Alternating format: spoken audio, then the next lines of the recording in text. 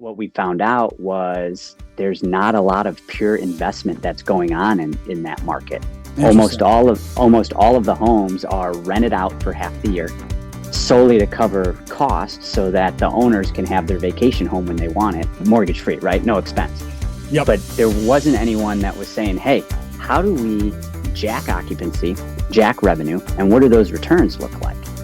Welcome to the Threefold Real Estate Investing Podcast. This is the podcast where you'll not only learn how you can achieve massive success in multifamily real estate investing, but also how you can simultaneously pursue great relationships with your family and a better walk with God. You can achieve financial freedom through real estate investing without sacrificing the relationships that mean the most to you. Now, here's your host, Lee Yoder. Welcome back, Threefold listeners. I hope you're having a great week this week. It's warmed up here in a little bit in Ohio, so we're enjoying some sunshine, which is a nice welcome sight this time of year. We've got a great guest today, and you'll have to trust me on that. He is from Michigan. I don't like to talk to guys from Michigan, but it's not football season anymore. Football ended yesterday. College football has been over for a while, so we'll make an exception. But Anthony Toth is joining us today. Great guy, doing some great things. Really interested to get into what he's doing because it's kind of unique. It's similar to what we're doing here at Threefold, and that it's syndicating rentals in a big way, but focus more on short-term instead of long-term. So can't wait to get in that, but a little bit about Anthony, then we'll bring him in. He has more than a decade of experience, knowledge, and expertise in commercial real estate industry. Then in 2015, through the summer of 2020, joined a private equity real estate investment firm. So got a bunch of experience through them doing some big things. During this time at the firm, Anthony directed management acquisitions and dispositions. Fast forward to today, though, Anthony considers the creation of Dynasty Investment Partners with his business partner to be the most thrilling accomplishment of his professional career thus far. And I do have to say he did graduate from the University of Michigan. He was a 4-year letter winner, 2-time Big Ten Conference champion, and captain of the varsity baseball team. So we'll give him props for that. That's pretty impressive, even though he played for the wrong team. Anthony, welcome, man. So glad to have you today. Thanks. Appreciate it. I'm going to throw in there. One, sure. I'm from Ohio. We talked about that. Okay. Yep. That's right. You are from Cleveland. Like that. So, but got smart and jumped borders and went to Ann Arbor, and I 16-0 against Ohio State before I lost my first game to the Buckeyes. So, oh, really? So you guys dominate Ohio State in baseball, huh? Well, that period of time when I was there, we were pretty darn good. So that's awesome. But yeah, I gotta throw that in there, right? To all my friends that are still living in Ohio. Yeah. You have to throw digs when I can. I can't hate on you for that. Well, cool, Anthony. So a lot of it. So you it sounds like right out of college, you're jumping into the real estate space. So you're young, but you already have a lot of experience in real estate. Tell us a little bit about maybe making that transition. So what sparked it in you? Was it just finally like, hey, I can do it better than these guys, or hey, I just want to do my own thing? Just maybe tell us a little bit about that transition that got you into kind of doing your own thing. Yeah, it definitely started the whole W-2 thing, working for kind of a more suit and tie corporate type environment. And, right. It's actually kind of a funny story how that happened. I had no intentions of going into the business world, up until 2 weeks before the baseball draft in my senior year. I was getting drafted, and actually at Ohio State, I broke my leg 2 weeks before the draft. So that kind of went even more reason to hate them. For you. I really got to fix first base there over in Columbus. But but quickly I had to decide what I wanted to do, and real estate was always interesting to me, or frustrating, if you will, because in college, right, you're paying $600-700 a month a bedroom to some guy that has owned a house debt free for God knows how long. So he's just raking in cash, and that's kind of when the wheels started turning. I remember that. I remember thinking that in college too. Yeah. Right. Exactly. It's like, man, if I owned this, I'd have all my roommates and teammates paying me. That'd be nice. Yep. And the job that I took right out of school, thank God I got it. They were looking for someone with like 5 to 7 years of experience. And I went into, because there was a Michigan athletics connection, I went in to practice interviewing skills for a role that they needed someone with 5 years of experience, and they gave me the job. So it was like very much sink or swim. Yeah. Got super lucky cutting my teeth on the property management level. which led to, getting into the private equity space when I became a partner at a small boutique real estate investment firm in Ann Arbor from 15 to 20. And then it was just, okay, I feel comfortable. I understand this business from the ground level up. I understand, it's the syndication model. And now I want to do it my way in the asset classes that I want to focus on, which, started out solely traditional multifamily, which you guys do at Threefold. Yep. And then that just naturally morphed into what we are super focused on today, which is the short-term rental assets. Okay. Awesome. And so you guys started out pretty local, right? Anthony, you guys were bought some stuff locally. And then you branched out a little bit, maybe, because I do want to get into the short-term rental space. I really want to focus on that with you. We've done a bunch of multifamily stuff, but haven't done really anything on syndication of short-term rentals. But Sure.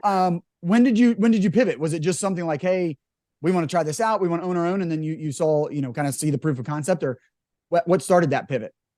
Yeah. Well, in the first 18 months of the company, we amassed a $22 million portfolio of like 134 doors and 9,000 square feet of retail in our backyard in Detroit, which is where my business partner and I nice live.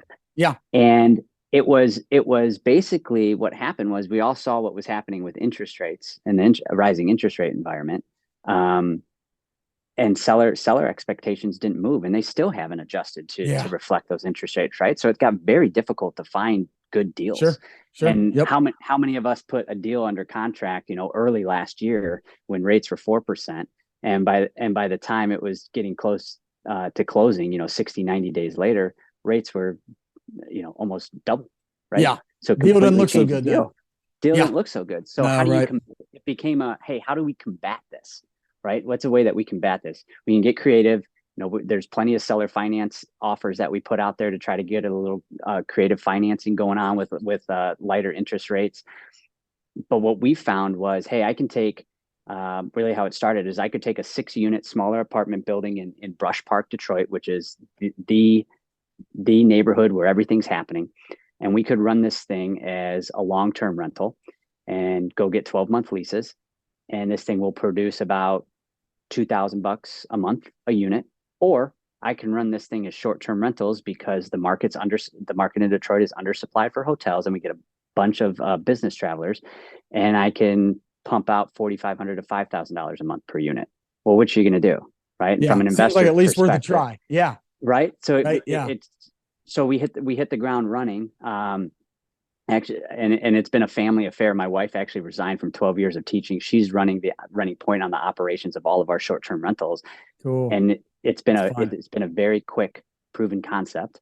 Yeah. And then we morphed into doing more luxury single family short-term rentals, which I'm sure we'll talk about a little bit more down in the panhandle of Florida. So it was hey, our investor base, here's a 6 to 8% annual cash on cash return in a safer long-term traditional multifamily play, or here's 15% and north annual cash on cash return in a short-term rental play. Yeah. Which one are you going to invest in? Right. It's I want the cash. Yeah. No. And we are absolutely cash flow buyers. I mean, hey, the appreciation is great. Maybe we'll get that, most likely we will. We'll pay down debt. There's all these benefits, but we got to cash flow. We got to run it like a business. That's what I like about your story, Anthony, the way you guys are doing it, because you started there first. I think that's kind of important. I think that's what we're going to get into is you guys learned how to operate multifamily, because multifamily is a saturated field. I mean, everybody understands it's a great investment. It's safe, it's secure. You can get good lending, which means you can get good leverage, which means, you can multiply your returns, right? Like the bank gives you a bunch of money and all they want is their interest. They take none of the upside. You get all the upside. There's tax benefits and people need a place to live. And so, over time, you cash flow like a business. If you run it well, if you operate it well, which is so important, you got to operate it well. You got to have good property management, whether you do it yourself or you find a good third-party manager. You got to operate that business well, which allows you to cash flow. Meanwhile, in the background is the tax benefits, the paying down the debt, the appreciation, all those things. So you guys learned that, and then you took that to short-term rentals. Not, hey, everybody's crushing it in short-term rentals. This looks like a shiny object. Let me go try this. I mean, maybe there might have been a little bit of that, but it was like, but let's fit it into this model. And so you have the operations side. So let's get into that a little bit, because I think you and I agree. We were talking a little bit before. That's where it's at. I mean, multifamily got incredibly hot. Short-term rentals were even hotter. I heard some stat, Anthony, you know this better than me, but I thought I heard some stat that was like 50% or maybe even crazier, like 70% of the Airbnbs in existence were bought in the last 2 years or something, or like were brought online. I mean, just an incredible amount. It just exploded, right? Yes. And I would say it feels like sometimes like 50% of multifamily syndicators were born or started, their businesses were started in the past couple of years. Like everybody got in. And what you and I think agree on is it's gotten a lot tougher. It's likely going to get even tougher. I mean, if we really get into a recession, hey, vacancy might tick up. Rents might tick down. I mean, that's unheard of, but they might go down. And I think you and I agree, multifamily and rentals in general, are supposed to do well during recessions. I think that's if you have good debt and if you operate really well, if you run your business really well, that will be the case. But what happens in these times is a lot of people that aren't set up to do that, they fall away. There's more opportunity. So let's jump into that. I talked for too long, Anthony. I'm going to put the microphone back to you. Tell us a little bit about what you guys are doing in Florida specifically, because that's where you guys are creating some scale. That's where you're turning it more into like a syndication really, but the same business, same model. So let's talk about that a little bit. How did, I'll let you take it where you want. I want to learn about how you guys are doing that, but how you're using the same model and operations that you guys learned in the multifamily space. Sure. So from an acquisition standpoint too, right? It's the specific area that we're in is on the Panhandle in an area called 30A, and 30A is this 2-lane road. They call it a highway, but it's like you're only going 35 on this thing that hugs the Gulf of Mexico and basically connects Destin. If you've ever heard of Destin, sure. Oh yeah, almost to Panama City, and it's where all the wealthier folks from all the southern states go to vacation, or it's where their second home's at, right? So from right there, we love the market because it's somewhat recession proof, because it's like, okay, if there's a recession, the people that are going to vacation here aren't going to stop taking vacations. And two, 70%, that's 70% of the people that vacation there are from those southern states, and they're not depending on an airport to get there. So even in the peak of COVID, right, the occupancy during the peak season was north of 80%. So it's like, okay, we have some really good data here that says we're pretty insulated. Yeah, that's great. And that market, the home values had appreciated like 20 to 25% year over year for 5 years straight. Wow. So and there's only so much coastline you can build on. So we knew that appreciation was still going to be there. So it was an area that my parents found when I was in college and fell in love with it. Kept telling my girlfriend, my now wife, Nicole, and I that, hey, you need to come down here to check this out. Like, it's beautiful. And I'm like, Mom, Dad, I'm not going to the freaking Panhandle of Florida. I'm just not doing it. Well, it's like, Mom and Dad, if it's a place you like, then obviously I'm not going to like it because it's not hip, right? Exactly. But we got down there and it was just incredible. I mean, it's Caribbean waters, it's sugar white sand beaches. It's fantastic. And we went for a family vacation, took my girls, my parents, my wife and I this past June, and just the explosion that had taken place along 30A and all these quaint little beach towns that had been popping up. It kind of a light bulb went off and said, hey, how do we take advantage of this market? And what we found out was there's not a lot of pure investment that's going on in that market. Almost all of the homes are rented out for half the year, solely to cover costs so that the owners can have their vacation home when they want it rent free or mortgage free, right? No expense. But there wasn't anyone that was saying, hey, how do we jack occupancy, jack revenue, and what do those returns look like? And certainly no one's down there syndicating deals, which is what we're doing. So we essentially took a basic syndication model that we were using on all of our more traditional commercial real estate assets.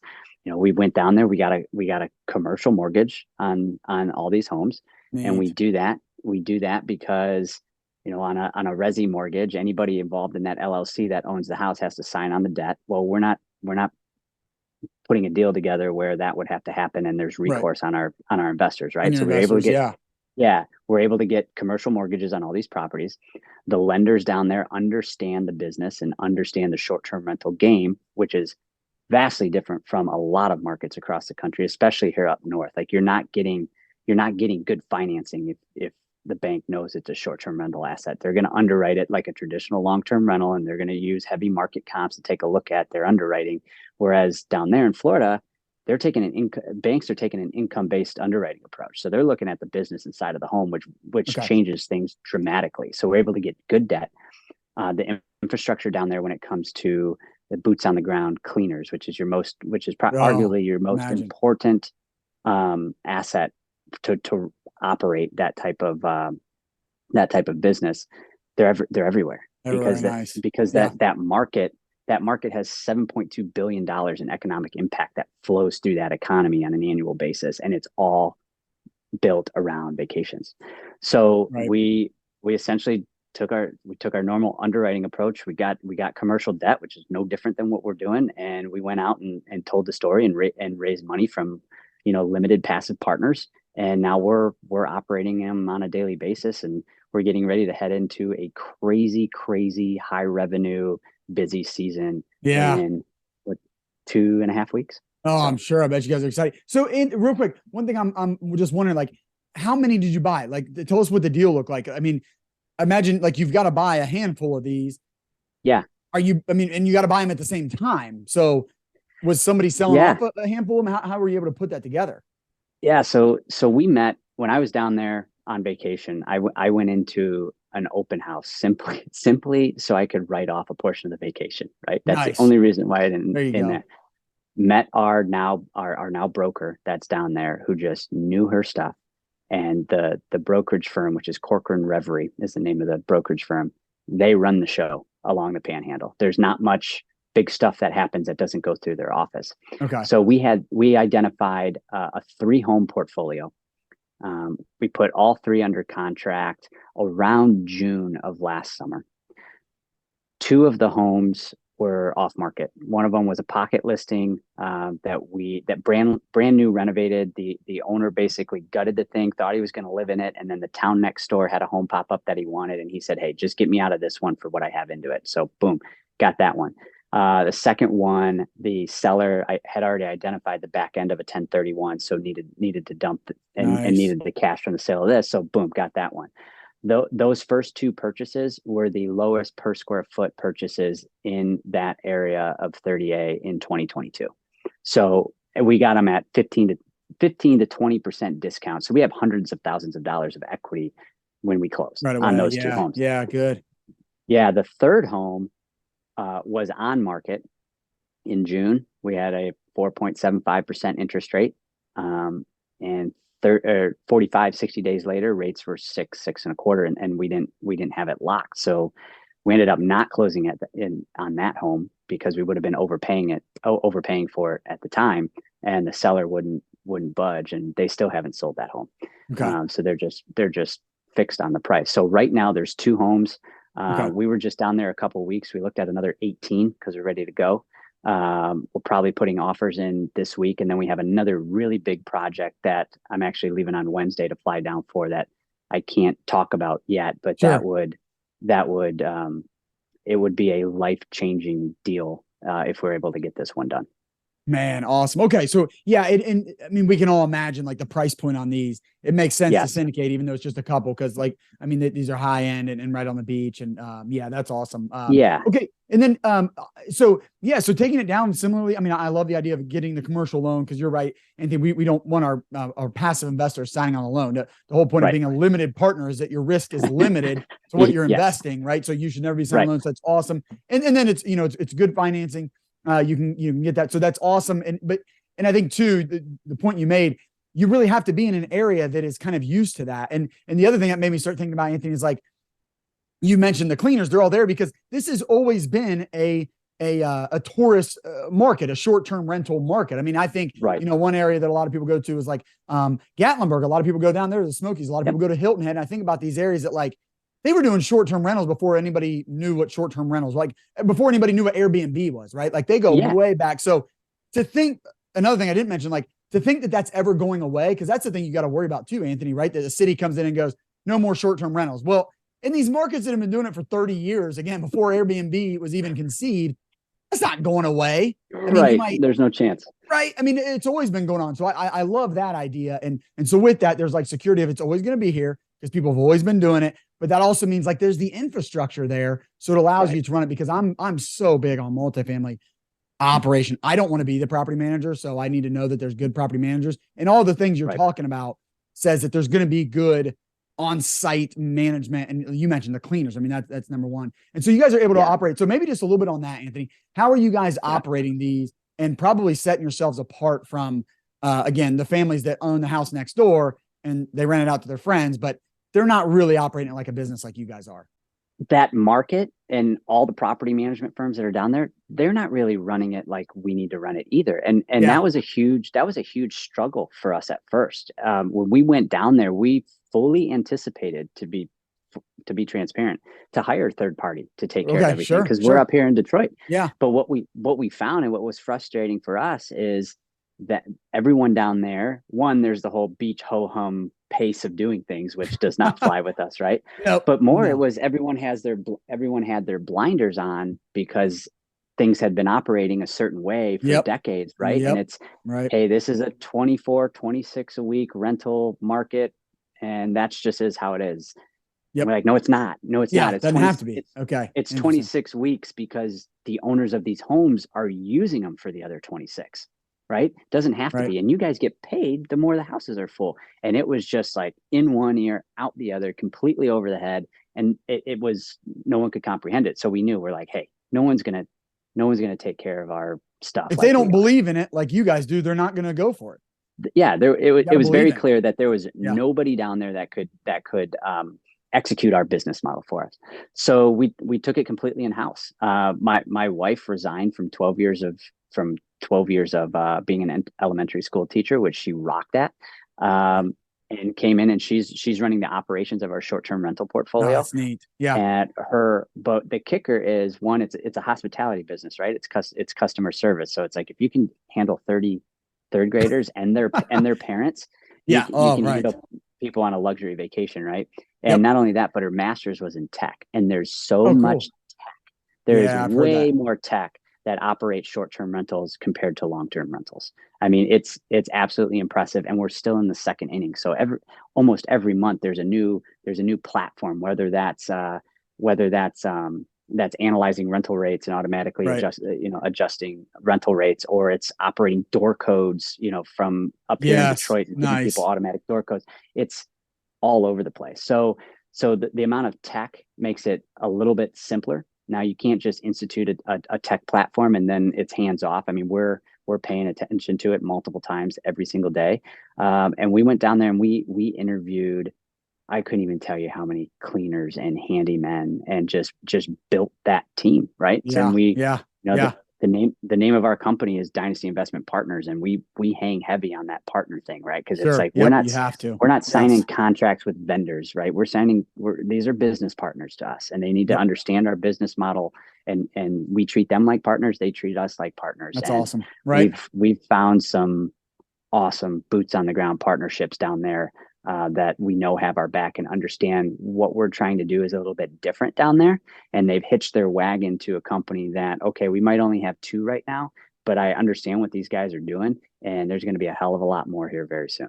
Yeah. No, I really like that, man. I cannot agree more on the partners thing. And we feel the same way, about our property management company, but anybody that's working with them. I mean, there's the contractors, the guys that turn our units. I mean, I love those guys, and I want them to feel like we value them, and we want to pay fair. And I try not to beat them up over price. They come to us on a price. I mean, they're fair. So, if they were way high, I would, negotiate with them, but it's like, man, I want you guys to do well. You're doing a great job for us. So, hey, Threefold listeners, just wanted to take a quick second here to promote our sponsor, a company that I'm a big fan of, done a lot of business. I'm a very happy customer of Prominent Title Agency. They are a full-service title and escrow company licensed in Ohio, Kentucky, Indiana, Tennessee, Michigan, and Florida.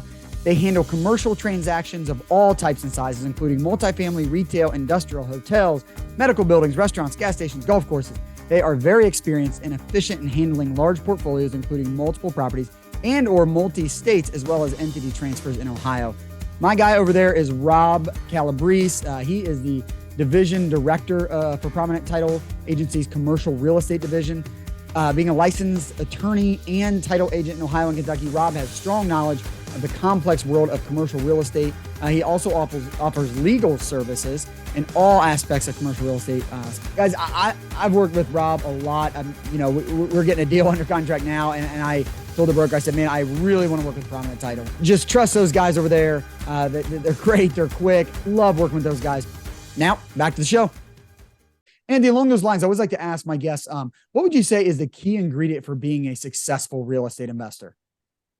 Transparency with everybody, right? Okay, with sure. everybody, except when you're trying to negotiate a purchase price, right? Then you don't have to be as transparent. Then hold your cards close to your chest. Yeah. Right. But for us, it's transparency, right? I mean, we wear our business plan on our sleeve, and it is very clear what we're trying to do and how we're going to execute it. And what I've learned earlier on in my career before I started with Dynasty, right? It's just like, hey, your investors need to feel your investors are investing maybe in a deal, but eventually it's going to get to a point where they don't even care what the deal looks like. They're investing in you as the sponsor, right? Yeah. So, and that cannot happen if you don't build that level of trust with your investors, and they know that, they can trust every word that's coming out of your mouth and every email that's coming across the computer, right? So it's, and that everything's not sunshine and rainbows. We all have stuff that goes bad on deals or pieces of property, and it's being transparent when that happens too. It's nobody wants surprises, but if you're telling an investor that everything's hunky dory, and then all of a sudden, hey, never mind, everything, stuff's really hit the fan. It's just that transparency to me is of utmost importance, and I don't think you're going to have a successful business if you're not being forthright. I couldn't agree more. And if we are getting hard times, I've heard some guys with experience say, and investors too, I've talked to some past investors say, honestly, I ended up gaining more trust with my sponsor through the bad times. And it was just, and it was like the fact that they communicated well with me during difficult times. Now I trust them more than ever. And you can almost gain trust through a bad experience with a past investor just because you're so transparent with them. So I think that's great, man. It's really good stuff. Hey, you work with your wife in the business. I do as well. So I'm really anxious to hear this part. I always like to ask my guests, what's the key ingredient to maintaining your priorities is one way to say it. Like, making sure you're a great husband, a great dad. If faith is important, you make sure you're prioritizing that while pursuing all this success in real estate investing. Maybe what are some things you and your wife do as you're working together to make sure it's not all business all the time? Yeah. Great question. And we've only been doing this for less than a year, right? Okay. So we are absolutely learning, and still work in progress. This is a process. This is a process. But the most important thing for us, and it's not just business, right? It's communication. And we've worked on it, because when we really started going gangbusters here, it was hard to turn that switch off of, hey, work's over with. Like, we're not laying in bed at night talking about work, right? It's been, it's communication and knowing what boundaries work for us. And it's going to be different for any couple that's working together. But for us, it's absolutely a daily conversation of just, hey, Haley, I got a question to ask you, and it's work related, not personal related. So cool to talk about work, right? Yeah. Or, hey, this is a question as your husband, not your colleague, right? It's just, and it seems super simple, but that has been a huge key for us for how we communicate, is just knowing when, okay, we're going to have this conversation, it's going to be about work, or we're going to have this conversation, it's going to be as a husband and wife. And that little change in how we communicated so far has been a blessing. Good. Yeah, man. And it's so important. I mean, you've got to stay connecting, because people can do it with kids. Like, you end up having kids and everything's about kids. And then you turn around and it's like, we're just co-parents. That's all we have, right? We're not dating anymore. We're not romantic. We're not involved in that way. And so a business just adds another, like, we're just co-parents and partners, business partners, so it just kind of adds that other thing. So, man, it's really good. I really encourage you and your wife. I hope you guys, just continue, struggling for that. 'Cause it is a struggle, but it's worth the struggle, right? To make sure you maintain that. It's really good, man. 100%. I hope that for you guys. 'Cause it's fun. I mean, it's really cool that you guys get to run the business together. It's really fun, but you still want to make sure it's been a blast. Anthony, this has been great, man. Really interesting. This is, a topic that I haven't covered before. I don't know of the syndicating the short-term rental space. So it's really cool. I know you are over there in investdynasty.com. So we'll put that in the show notes. And then you guys are active on LinkedIn, Instagram, Facebook, even TikTok. So we'll put all that on there, send people your way. But before I let you go, I always like to ask my guests, Anthony, how might my listeners and I be praying for you in the coming weeks? I just pray for safety and good health, right? Sure. It's, we're getting ready to travel here and take a work trip that's going to morph into a family vacation. And, nice. With that time of the year still where everyone's getting sick and ill, it's a stay healthy, stay safe. And I think that goes for everyone. It's a crazy world we live in today. So health and safety is especially when you got young important. kids, right? Yeah, absolutely. Yeah. Be happy to pray for that, man. And what a cool thing about the specific investments that you're doing, that it can morph into a family vacation. That is what a perk that is, man. That's awesome. Not bad. So good for you guys. Good stuff. Well, again, Anthony, thanks so much for your time, man. It's been a real pleasure having you on. Appreciate you coming on. And I look forward to seeing what you guys are doing over there. Super humbled for having me. Thank you so much. This was a blast. Love to do it again sometime. Yeah, man. Absolutely. All right. Take care. All right. Thanks, Lee. Thank you for joining us for another great episode. I hope you'll take action on what you've learned today. If you enjoyed today's show, please consider leaving Lee a 5-star rating and review. And check him out on threefoldrei.com. Until next time, 1 Timothy 6:17.